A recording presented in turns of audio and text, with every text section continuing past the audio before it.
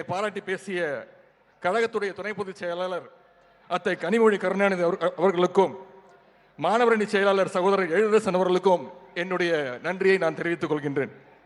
இந்த மாநாட்டு திடலை பார்த்து பார்த்து உருவாக்கி தந்த சேலம் மாவட்ட கழக செயலாளர்கள் அண்ணன் ராஜேந்திரன், அண்ணன் SRS சிவலிங்கம் அவர்கள், அண்ணன் செல்வகணபதி அவர்களுக்கும் இந்த நேரத்தினுடைய நன்றியை தெரிவித்துக் கொள்கின்றேன். சேலத்து சிங்கம் அண்ணன் வீரபாண்டி ஆறுமுகம் அவருடைய மண்ணில் நடக்கக்கூடிய இந்த மாநாட்டில் அதே வீரத்தோடு நம்முடைய இளைஞரணி படை இங்கே திரண்டிருக்கு. இந்த மாநாட்டை வெற்றி மாநாடாக்கி அத்தனை மாவட்ட கழக செயலாளர்களுக்கும், மாவட்ட, ஒன்றிய, நகர, பகுதி, பேரூர் கிளை கழக நிர்வாகிகளுக்கும் எனது நன்றியை நான் தெரிவித்துக் கொள்கின்றேன்.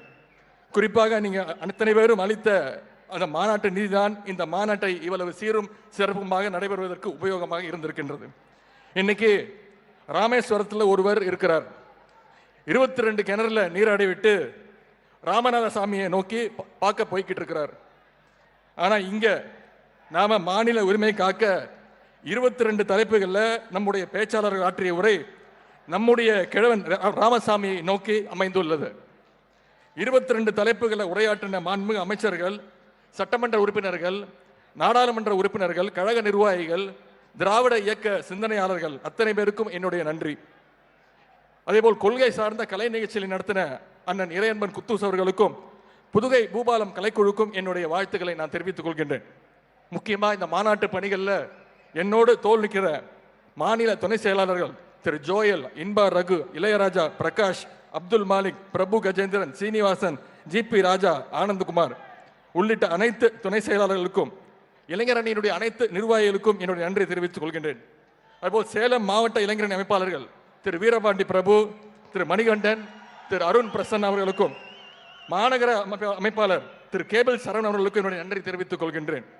அதேபோல் சிறப்பான பந்தலை அமைத்த திரு பந்தல் சிவா அவர்களுக்கும், புகைப்பட கண்காட்சியை ஒருங்கிணைத்த திரு சுப்பு அவர்களுக்கும் என்னுடைய நன்றியை தெரிவித்துக் கொள்கின்றேன்.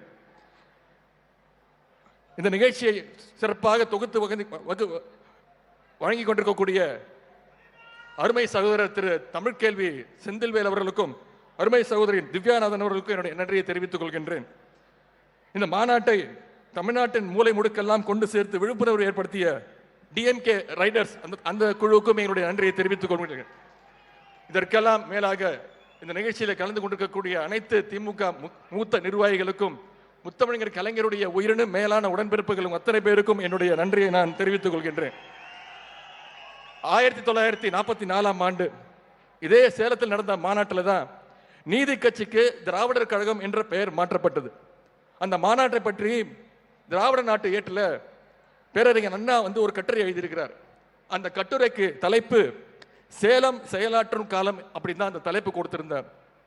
அந்த மாநாடு நடந்து 80 ஆண்டுகள் கழிச்சு இந்த நம்முடைய மாநாடு இங்கே நடந்துகிட்டு இருக்கு. இன்னைக்கு இந்த மாநாட்டில் பேரறிஞர் அண்ணாவும் கலைஞர் இருந்திருந்தாங்கன்னா நாளைக்கு முரசொலியில் ஒரு கட்டுரை வந்திருக்கும். அந்த கட்டுரையோட தலைப்பா சேலம் மாநாடு நம்முடைய நாடாளுமன்ற தேர்தல் வெற்றி மாநாடுன்னு அந்த தலைப்பு கொடுத்திருப்பாங்க. இன்னும் சொல்ல போனா இன்றைக்கு காலையிலிருந்து ஒட்டுமொத்த இந்தியாவுமே சேலத்தை நோக்கி தான் பார்த்துக்கிட்டு இருக்கு. நம்முடைய மாநாட்டத்தை நோக்கி தான் அனைவரும் பார்த்துக்கிட்டு இருக்கிறாங்க. அந்த அளவுக்கு ஒரு சிறந்தான மிகப்பெரிய வெற்றி மாநாடாக நாம் நடத்தி காட்டியிருக்கோம்.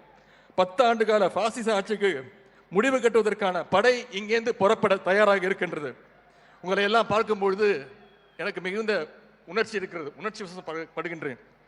இது என்னுடைய வாழ்நாளில் மறக்க முடியாத நாள். ஜனவரி 21 எப்படி பிறந்த நாளை மறக்க மாட்டோமோ, எனக்கு பல நாட்கள் இருக்கு. திருமண நாளை மறக்க மாட்டோம். என்னுடைய சட்டமன்ற தேர்தலில் ஜெயிச்சு அதன் பிறகு அமைச்சராக பொறுப்பேற்ற நாளை மறக்க மாட்டோம். ஆனால் அதையெல்லாம் விட மிக மிக முக்கியமான நாள் எதுனா இளைஞரணியினுடைய இந்த 2வது மாநில மாநாடு ஜனவரி 21 என்னுடைய வாழ்க்கையில் மறக்க முடியாத நாள். கலைஞர் அவர்களும் பேராசிரியர் தாத்தா அவர்களும் இளைஞர் திமுகவை நம்முடைய முதலமைச்சருடைய கையில் கொடுத்துட்டு போனாங்க. அதை இளைஞரணி என்ற மாபெரும் அமைப்பாக்கிய நம்முடைய கழக தலைவர் அவர்கள் இளைஞரணிங்கிற அந்த கொள்கை படையை நம்முடைய கையில் ஒப்படைச்சாங்க. 2019 ஜூலை 4ஆம் தேதி கழக இளைஞரணியின் செயலாளர் என்ற பொறுப்பை நான் ஏற்றேன். எவ்வளவு பெரிய பொறுப்பு, ஒரு பதட்டம் இருந்தது. தலைவர் வகித்த பொறுப்பு கலைஞர்கிட்ட பலமுறை பாராட்ட பெற்றிருக்கிறார். என்ன எத்தனையோ அணிகள் இருந்தாலும் முதன்மையான அணி இந்த இளைஞர் அணி அப்படின்ற பாராட்ட பெற்றவர். அந்த முதன்மை அணியினுடைய செயலாளராக கிட்டத்தட்ட இன்றோடு 4.5 ஆண்டுகள் நான் பயணித்துக் கொண்டு இருக்கின்றேன். பல்வேறு பணிகளை செஞ்சு முடிச்சிருக்கிறோம். ஆர்ப்பாட்டங்கள், போராட்டங்கள், பல்வேறு பணிகளை பண்ணியிருக்கிறோம். ஒன்னே ஒன்று மட்டும் இங்கே குறிப்பிட விரும்புகின்றேன். இளைஞரனுடைய நிர்வாகிகள் நியமனங்களுக்காக நானும் நம்முடைய துணை செயலாளர்களும் தமிழ்நாடு முழுவதும் அனைத்து மாவட்டங்களுக்கும் பயணம் பண்ணி ஒவ்வொரு மாவட்டத்திலையும் உட்கார்ந்து நேர்காணல் செஞ்சு இன்டர்வியூ பண்ணி உழைப்பின் அடிப்படையில் மாவட்ட, மாநகர, மாநில அமைப்பாளர், துணை அமைப்பாளர், நிர்வாகிகளை நியமனம் செஞ்சோம். இது எங்களுடைய இளைஞரணி தம்பிமார்களுக்கு ஒரு மிகப்பெரிய நம்பிக்கையை கொடுத்துச்சு. திமுக வரலாற்றையும் கொள்கையும் அடுத்த தலைமுறைக்கு கொண்டு போக கலைஞருடைய மூத்த பிள்ளை முரசொலியில் இளைஞரணி சார்பாக முரசொலி பாசறை பக்கத்தை சென்ற வருடம் துவங்கணும். முதலமைச்சர் அவர்கள் தான் கடந்த 2023ஆம் ஆண்டு ஜனவரி மாதம் அண்ணா அறிவாலயத்தில் அந்த நிகழ்ச்சியை துவக்கி வச்சார். அப்போ முதலமைச்சர் அவர்கள் பேசும்போது ஒரு விஷயத்தை சொன்னாங்க. என்ன, இளைஞரணி நிகழ்ச்சிக்கு நீங்கள் அதிகம் அழைக்கிறதே இல்லை அப்படின்னு அப்போ நம்முடைய தலைவர் சொன்னார். சொல்லிட்டு சொன்னார், ஒருவேளை அரசு பணிகள் அதிகமாக இருக்கும்னு நினச்சி அழைக்காமல் விட்டாங்கன்னு நினைக்கிறேன்னு முதலமைச்சர் அவர்கள் சொன்னாங்க.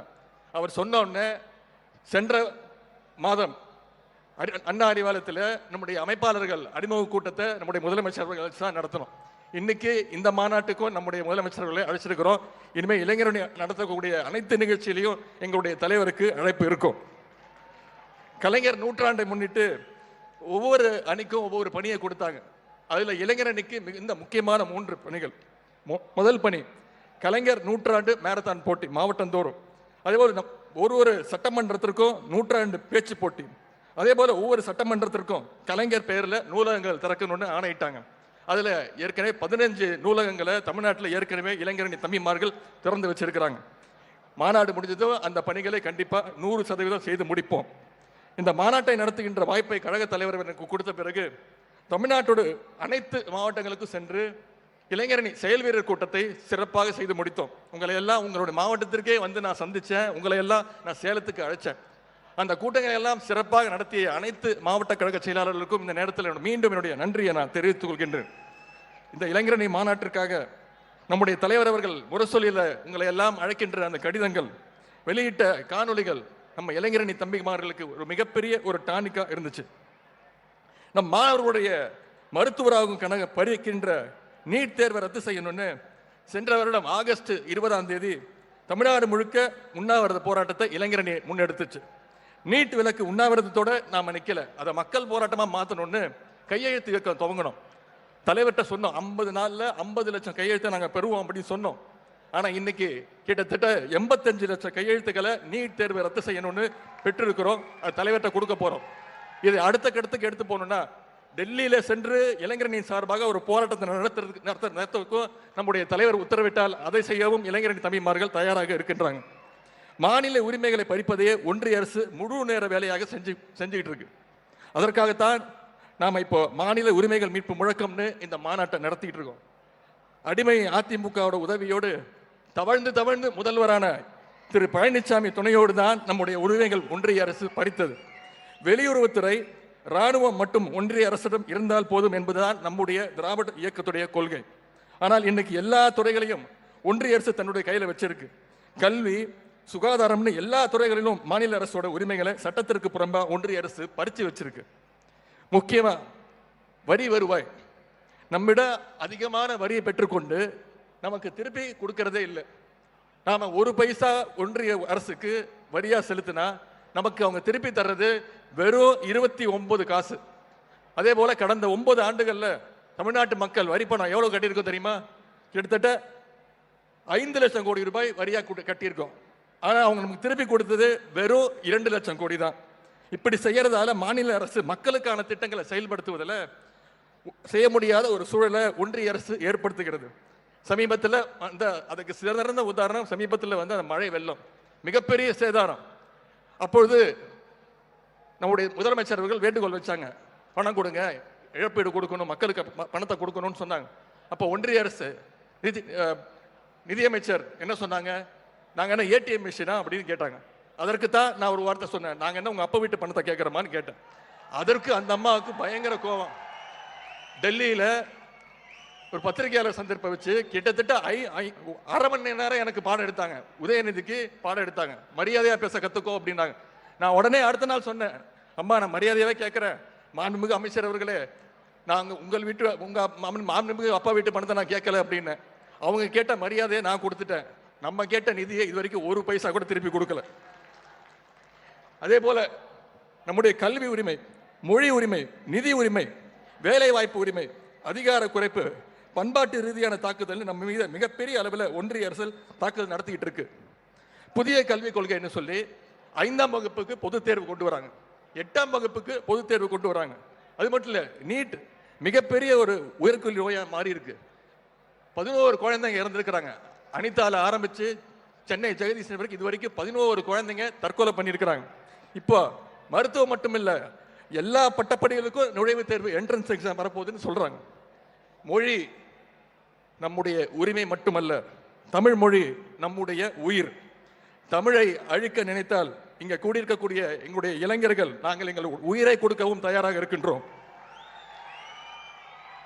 இந்த நேரத்தில் ஒன்றிய அரசுக்கு ஒன்றே ஒன்றை மட்டும் நான் சொல்லிக்கொள்ள விரும்புகின்றேன். நீங்க இந்த முயற்சியை 2000 வருஷமா பண்ணிட்டு இருக்கிறீங்க. இதுவரைக்கும் உங்களால தமிழ்நாட்டில் கால் வைக்க முடியல. இந்த முயற்சியால உங்களால இன்னும் 2000 வருஷம் ஆனாலும் வெற்றி பெற முடியாது. தமிழருடைய அடையாளத்தை அழிக்க நினைச்சா நீங்க தான் அழிஞ்சு போவீங்க. உங்க எண்ணத்தை திராவிட முன்னேற்ற கழகம் ஒருபோதும் அனுமதிக்காது. ஏன்னா இந்த இயக்கத்தை இப்பொழுது வழி நடத்துறது முத்துவேல் கருணாநிதி ஸ்டாலின் என்ற ஒரு மாபெரும் தலைவர். அதே போல இந்த இயக்கத்தை பயமுத்த நினைக்கிறாங்க. இடி, சிபிஐ, ஐடி ரைடு அப்படின்னு நான் பலமுறை சொல்லியிருக்கிறேன். நாங்க ஈடிக்கும் பயப்பட மாட்டோம், மோடிக்கும் பயப்பட மாட்டோம். உங்களுடைய இந்த உருட்டல் மிரட்டல்களா திமுக தொண்டன் இல்ல, திமுக தொண்டன் வீடு ஒரு சாதாரண சின்ன கை குழந்தை கூட பயப்படாது. அதற்கு காரணம் நமக்கு கிடைத்திருக்கக்கூடிய நம்முடைய தலைவர் அப்படிப்பட்டவர். எங்கோ உட்கார்ந்து கொண்டு கட்டளையிடக்கூடிய தலைவர் இல்ல நம்முடைய தலைவர். களத்தில் இறங்கி தொண்டர்களோடு தொண்டனாக கை கோர்த்து பணியாற்றிய கூடவர் தான் நம்முடைய தலைவர் அவர்கள். தந்தை பெரியார், பேரறிஞர் அண்ணா, முத்தமிழறிஞர் டாக்டர் கலைஞர் அவங்களுடைய மொத்த உருவமாக உட்கார்ந்து இருக்கிறார் நம்முடைய தலைவர் அவர்கள். திமுக என்றைக்குமே தொண்டர்களை கைவிட்ட வரலாறு கிடையாது. தொண்டர்களுக்கு ஒரு ஆபத்துன்னா அது கட்சி தலைவரை களத்தில் இறங்கி நிற்பார். அதுதான் திமுக. நம்முடைய திராவிட இயக்கம் ஏற்கனவே ஒரு நூற்றாண்டை கடந்திருக்கிறது. இந்த இயக்கத்தை மேலும் ஒரு நூற்றாண்டாவது நாம் பாதுகாக்க வேண்டும்.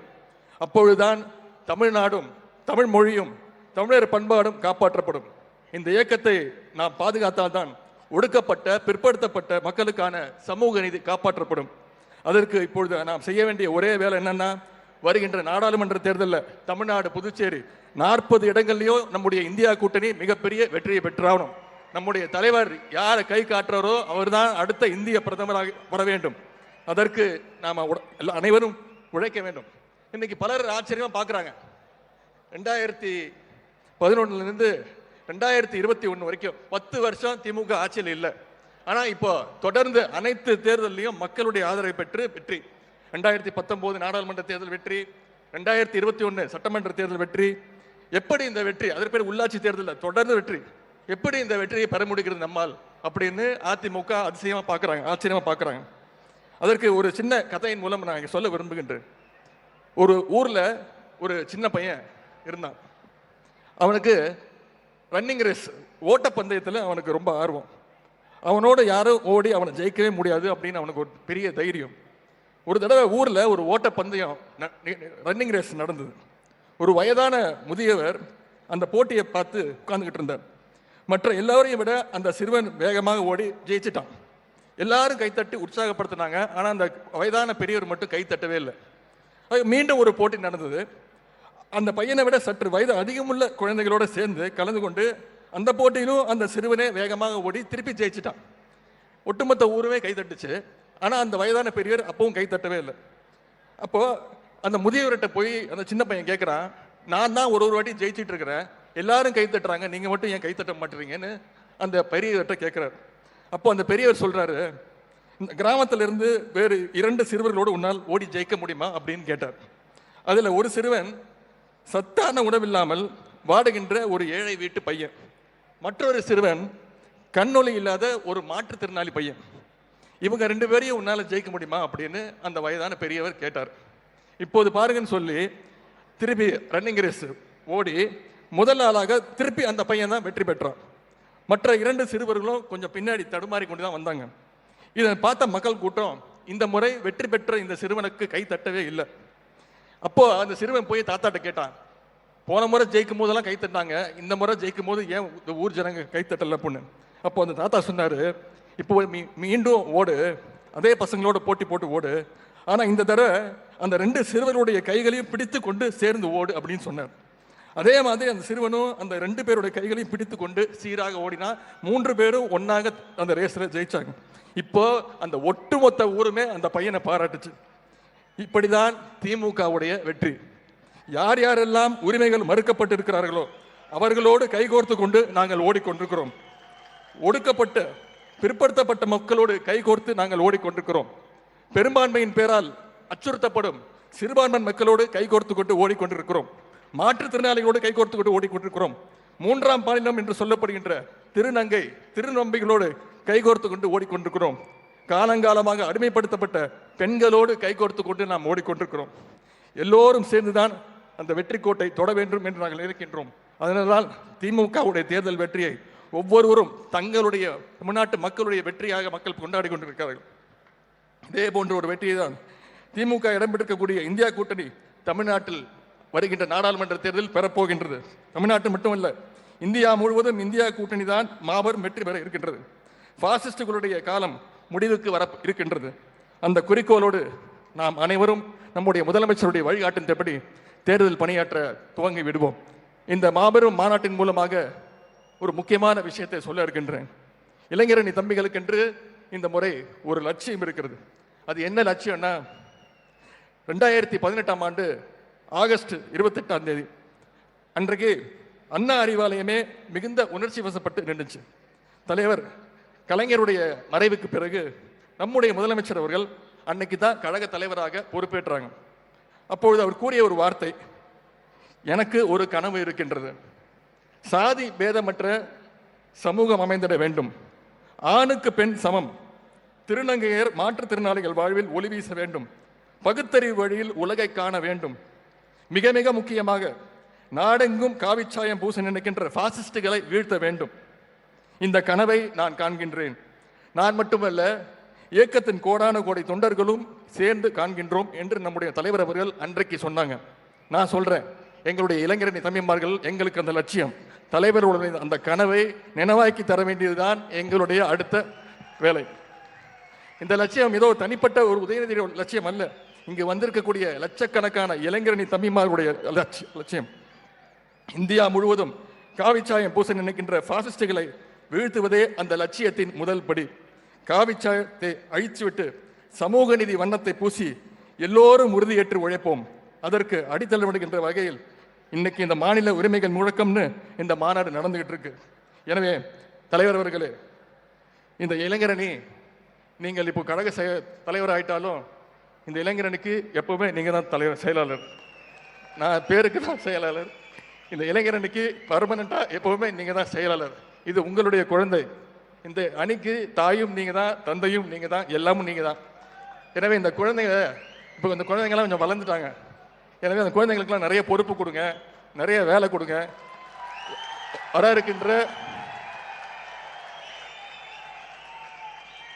இருக்கின்ற நாடாளுமன்ற தேர்தலில் தகுதியான வேட்பாளர்களுக்கு, தகுதியான இளைஞர்களுக்கு போட்டியிடுகின்ற அந்த வாய்ப்பை கொடுங்க. கண்டிப்பா எங்களுடைய இளைஞரணி தம்பிமார்கள் உழைத்து அந்த வெற்றியை உங்களுடைய காலடியில் நாங்கள் சமர்ப்பிப்போம் என்று கூறிக்கொண்டு, இது வெறும் இளைஞரணி கிடையாது, இது கலைஞரணி என்று கூறிக்கொண்டு, கழக இளைஞரணியுடைய இந்த மாநாடு வரலாற்றில் என்றைக்கும் நிலைச்சிருக்கும். சேலத்தில் கூடியுள்ள நம்முடைய இளைஞர் படை டெல்லியில் அமர்ந்திருக்கக்கூடிய பாசிஸ்டுகளை விரட்டி அடிக்கப் போவது உறுதி என்று கூறி வாய்ப்புக்கு நன்றி கூறி விடைபெறுகின்றேன். நன்றி, வணக்கம்.